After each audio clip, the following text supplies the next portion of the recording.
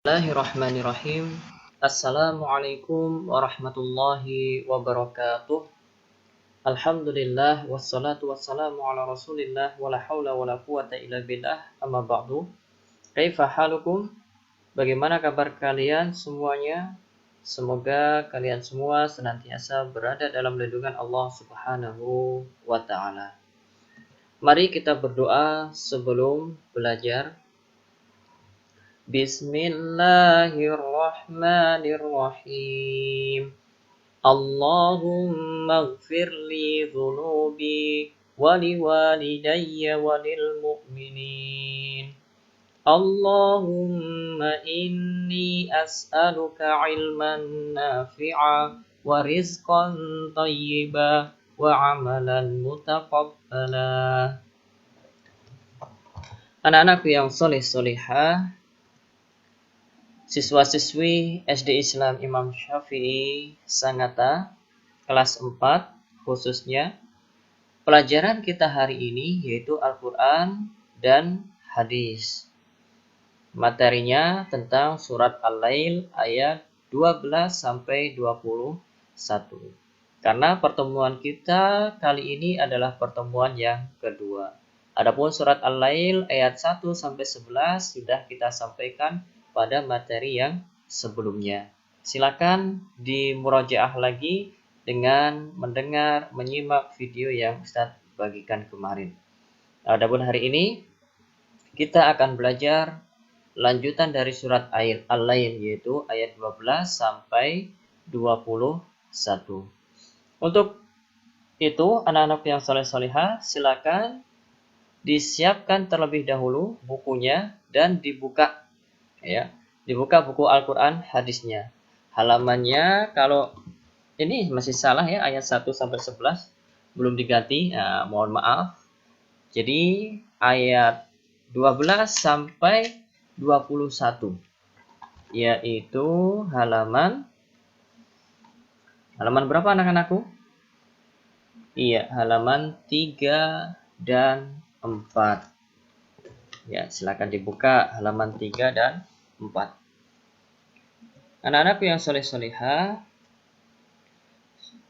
Ustadz ingatkan lagi bahwasanya surat Al-Lail itu ada berapa ayat? Ya, ayatnya ada 21 ayat. Ya. Dan surat Al-Lail ini urutan yang ke-92 dari surat-surat yang ada di dalam Al-Quran. Dan kata Al-Lail ini diambil dari ayat yang pertama, yaitu yang berbunyi wal-laili idza yaghsha. Tayyib, kita lanjutkan ya pelajaran kita hari ini yaitu surat Al-Lail ayat 12 sampai 21. Kemudian ayat 12. Perhatikan. Kita baca sama-sama dulu dan perhatikan cara bacanya, didengarkan dulu ya. A'udzu billahi minasyaitonir rajim. Inna 'alaina lal huda. Perhatikan nun tasdid ini dengung dan agak panjang yaitu 3 ketukan. Inna 'alaina lal huda wa inna lana lal akhirata wal ula. Satu lagi ya cara bacanya. Perhatikan yang nun bertasdidnya itu. Cara bacanya gunnah dengung 3 ketukan. Inna 'alaina lal huda wa inna lana lal akhirata wal ula. Perhatikan ayat 13. Wa inna pendek. Karena banyak yang terbolak-balik di sini. Nah, yang pertama dibaca panjang, nah yang kedua dibaca pendek. Contoh, wa inna lana lal. Nah, ini salah. Yang benar, nah yang pertama pendek, nah yang kedua panjang. Wa inna lana lal akhirata wal ula. Ula. Ini panjang, ada wawu sukun setelahnya, yang sebelumnya harokat dhammah, ini huruf mad. Apa artinya dari dua ayat yang mulia ini? Ayat 12, Allah berfirman, sesungguhnya kewajiban kamilah memberi petunjuk. Dan sesungguhnya kepunyaan kamilah akhirat dan dunia. Dari ayat yang mulia ini, Allah Subhanahu wa Ta'ala mengabarkan kepada kita bahwa petunjuk itu adalah milik Allah Subhanahu wa Ta'ala. Jadi barang siapa yang mengikuti petunjuk jalan yang lurus, maka dia akan sampai kepada Allah dan mendapatkan ridha Allah. Sebaliknya barang siapa yang berpaling dari jalan Allah, maka dia akan tersesat dan berujung di neraka. Jadi al-huda, petunjuk yang merupakan jalan yang lurus, itu adalah milik Allah Subhanahu wa Ta'ala. Ya, maka dari itu barang siapa yang berjalan di atas petunjuk, di atas jalan yang lurus tersebut, maka dia akan sampai kepada Allah dan mendapatkan ridha Allah. Adapun ayat 13, dan Allah yang memiliki, menguasai dan mengatur akhirat dan dunia. Allah katakan, wa inna lana lal akhirata wal ula. Dan sesungguhnya lana, milik kami, lal akhirata wal ula, akhirat dan dunia. Jadi akhirat dengan negeri akhirat dan juga dunia ini semuanya adalah milik Allah Subhanahu wa Ta'ala. Allah yang memilikinya, Allah yang menguasainya, Allah yang mengaturnya. Tidak ada sekutu bagi Allah Subhanahu wa Ta'ala. Allah tidak beranak, Allah juga tidak beristri, Allah juga tidak boleh diperanakkan. Ya, Allah tidak memiliki sekutu. Maka kalau kita sudah mengetahui seperti itu kepunyaan Allah, negeri akhirat dan juga dunia, maka hendaknya hanya kepada Allah kita berharap dan meminta. Dan kita putus harapan kita kepada selain Allah. Baik itu malaikat, nabi, orang soleh, jin terlebih lagi, dan lain sebagainya. Kita putus harapan kita kepada mereka. Dan kita kuatkan rasa harap kita hanya kepada Allah Subhanahu wa Ta'ala. Ini ayat 12 dan 13. Kemudian ayat selanjutnya, Allah Subhanahu wa Ta'ala berfirman, فَأَنذَرْتُكُمْ نَارًا تَلَظَّى لَا يَصْلَاهَا إِلَّا الْأَشْقَى الَّذِي كَذَّبَ وَتَوَلَّى. Anak-anak yang soleh-solehah, perhatikan di situ ada nun sukun bertemu dal. Ini namanya dalam hukum tajwid namanya bacaan apa? Iya, benar. Ikhfa. Ya, ikhfa. Begitu juga naron talabbo. Tanwin bertemu ta. Ini juga ikhfa. Ikhfa itu samar-samar, ya. Jadi suara nun sukunya itu disamarkan menuju dal. Kalau ketemu ta disamarkan menuju ta. Jadi jangan dijelaskan suara nunnya, disamarkan. Fa'anzartukum naram talazza. Jadi samar. La yaslaha illal ashqa. Di ayat 15 ini ada bacaan mad yang panjang, yang jaiz, panjangkan ya. 5 ketukan. Ya, 5 ketukan. Biasanya ada tanda seperti layar di atas itu, maka dibaca panjang. La yaslaha illal ashqa alladzi kadzdzaba wa tawalla. Ini cara baca ayat 14, 15, dan 16. Kemudian apa artinya? Artinya ayat 14, maka kami peringatkan kamu dengan neraka yang menyala-nyala. 15, tidak ada yang masuk ke dalamnya kecuali orang yang paling celaka. Dan 16, yang mendustakan kebenaran dan berpaling dari iman. Jadi Allah Subhanahu wa taala memperingatkan kita semua dari neraka talazza yang menyala-nyala, berkobar-kobar apinya, menyambar-nyambar, yang luar biasa nyalanya. Dan neraka ini tidak ada yang masuk ke dalamnya kecuali orang yang paling celaka. Jadi penghuni neraka adalah orang yang paling celaka. Tentunya kita semua tidak mau menjadi orang yang celaka. Dan orang yang celaka di sini adalah orang-orang yang mendustakan kebenaran. Mendustakan kebenaran, tidak percaya Al-Quran, tidak percaya dengan hadis-hadis Nabi Shallallahu Alaihi Wasallam, sehingga mereka tidak mau beriman dan berpaling dari iman. Mereka tidak mau melakukan perintah-perintah Allah, melanggar larangan-larangan Allah.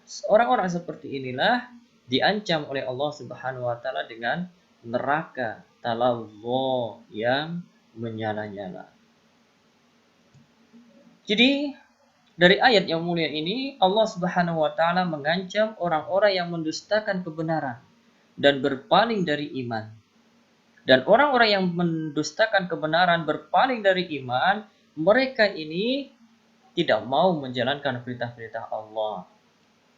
Dan juga tidak mau meninggalkan larangan-larangan Allah. Sehingga Allah ancam mereka dengan neraka yang menyala-nyala. Ini peringatan dari Allah Subhanahu wa taala untuk kita semua. Supaya kita takut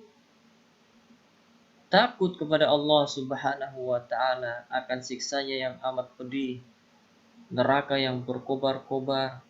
Ketika seseorang dimasukkan ke dalam neraka yang di situ penuh dengan api yang menyala-nyala, bayangkan betapa sakit yang dirasakan. Kita, jari telunjuk kita kena api sedikit aja sudah rasanya sakit luar biasa. Bagaimana kalau dibakar di dalam api neraka? Wal'iyadzubillah. Kita berlindung kepada Allah dari siksa api neraka. Supaya kita selamat dari siksa api neraka, maka kita harus beriman kepada Allah Subhanahu wa taala, menjalankan perintah-perintah Allah, menjauhi larangan-larangan Allah, menghafal ayat-ayat Allah yang mulia, Al-Qur'anul Karim, mencari ilmu yang bermanfaat. Ini yang bisa kita lakukan supaya kita tidak menjadi orang asyqa, yaitu orang yang paling celaka. Karena orang yang paling celaka adalah orang yang Allah siksa di dalam api neraka.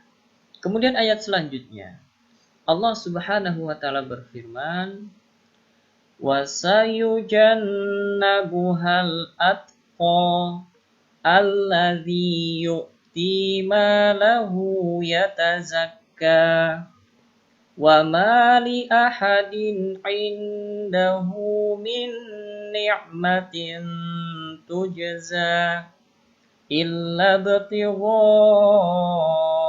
wajhi rabbihil a'la wa la sawfa yarda."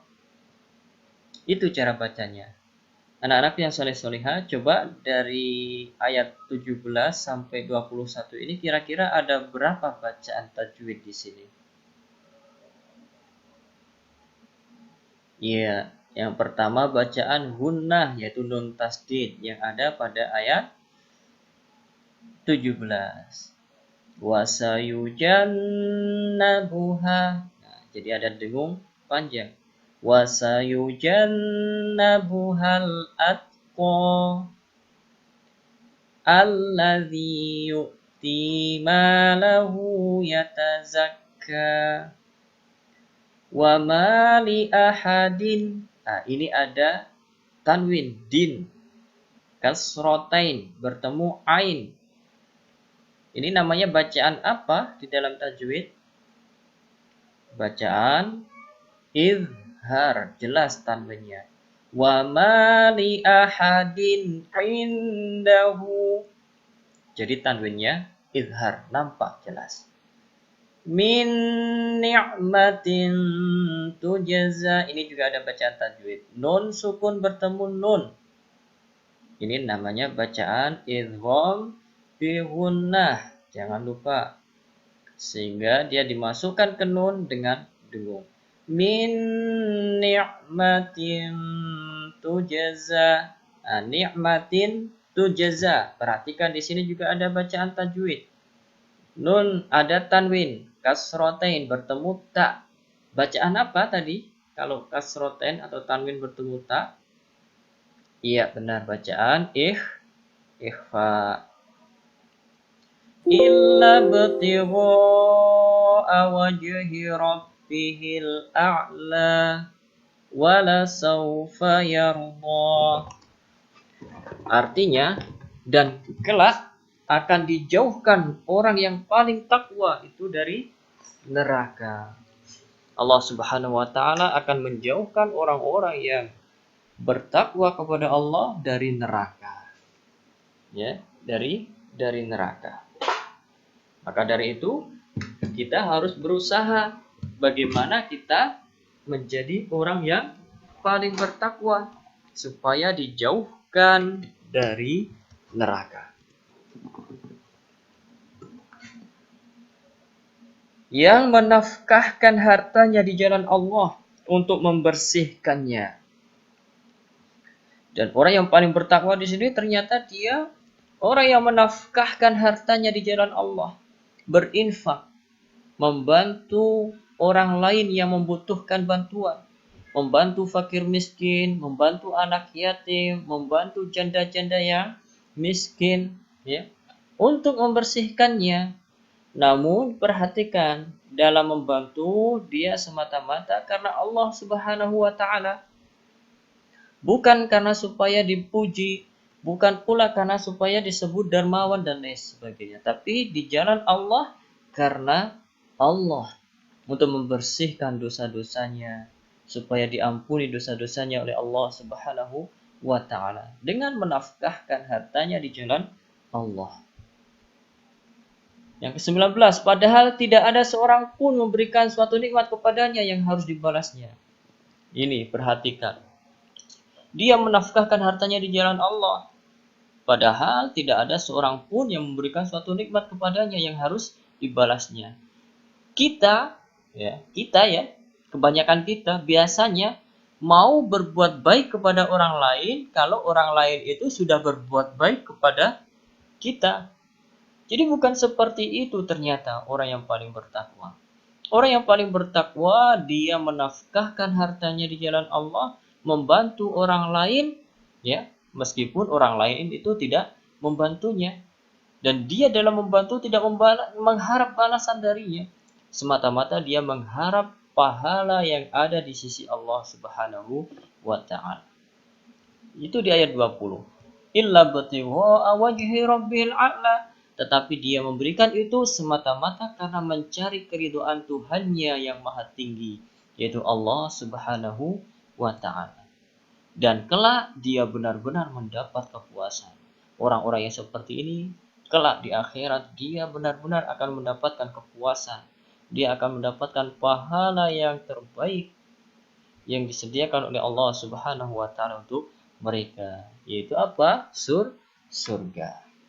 Anak-anak yang soleh-solehah, itu tadi ya surat Al-Lail ayat 12 sampai 21. Tentunya ada beberapa pelajaran berharga di sini yang perlu kalian semua ketahui ya, dan diyakini serta diamalkan dalam kehidupan sehari-hari. Yang pertama, meyakini bahwa surga dan neraka itu ada. Kita harus yakin seyakin-yakinnya tentang perkara ini. Ini penting masalah keimanan. Jadi surga dan neraka itu benar-benar ada.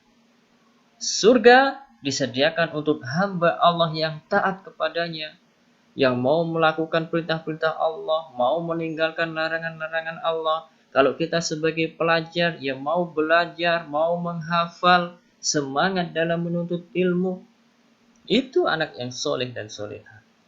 Adapun neraka disediakan untuk orang-orang yang ingkar kepada Allah dan membangkang kepadanya. tidak mau menjalankan perintah-perintah Allah, tidak mau sholat, ya, mendengar azan tapi nggak mau sholat, lebih memilih main, ya, lebih memilih main game, lihat HP dan lain sebagainya. Ya, untuk orang-orang yang ingkar kepada Allah dan membangkang kepada Allah, maka neraka tempatnya. Yang keempat, seorang muslim tidak boleh bersifat pelit, tetapi harus saling membantu dengan sesama. Namun ingat, dalam membantu kita jangan mengharapkan imbalan dari orang yang kita bantu. Jadi dalam membantu semata-mata kita mengharap pahala dari Allah Subhanahu wa taala. Karena bisa jadi ya dalam kategori pelit juga, orang itu kalau membantu jika dia sudah dibantu, ya. Tidak, seorang muslim tidak boleh bersifat pelit, ya. Jadi kalau ada saudara kita, teman kita yang membutuhkan bantuan, ya kita tolong, kita bantu semampu kita. Dan dalam membantu jangan minta imbalan, ya. Kita semata-mata mengharap pahala dari Allah Subhanahu wa taala. Jadi perhatikan nomor 5, dalam membantu dan berinfak hendaknya karena Allah semata, bukan karena supaya mendapatkan balasan dari orang yang kita bantu, bukan juga karena supaya dipuji oleh orang yang kita bantu, atau bukan pula karena supaya kita dikatakan dermawan dan lain sebagainya. Tidak. Akan tetapi dalam membantu dan berinfak hendaknya karena Allah Subhanahu wa taala semata. Ini pelajaran berharga dan tentunya banyak pelajaran berharga dari surat yang mulia ini, tapi cukup 5 ini saja dihafalkan dan diamalkan dalam kehidupan sehari-hari, insya Allah banyak manfaat yang kita dapatkan.